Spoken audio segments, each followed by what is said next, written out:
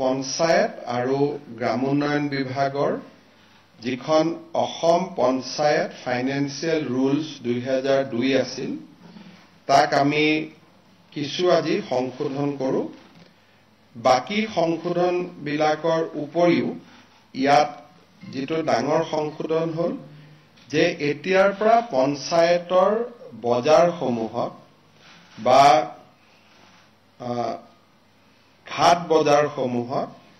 সৰু সুৰা যি শাক সবজিৰ বিজনেস কৰিবলৈ দোকানী আহি বহেহি তেনেকুৱা দোকানী সমূহৰ পৰা লেচি সমূহে কোনো কৰ সংগ্ৰহ কৰিব নোৱাৰিব পাৰ্মানেন্ট যিকেটা ঘৰত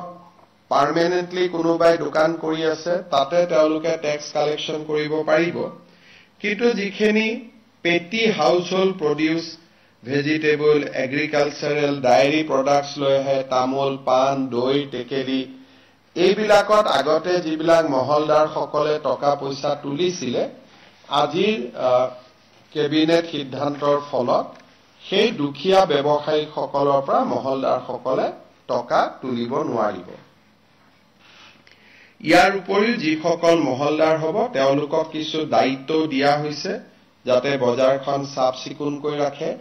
আৰু বজাৰৰ মহলদাৰ সমূহে যাতে বাকি দোকানীৰ পৰা অতিৰিক্ত টকা তুলিব নোৱাৰে তাৰ বাবেও আমি প্ৰত্যেক বাৰে নতুন বজাৰ লোৱাৰ আগতে পুলিশ ভেৰিফিকেশনৰ ব্যৱস্থা কৰিছো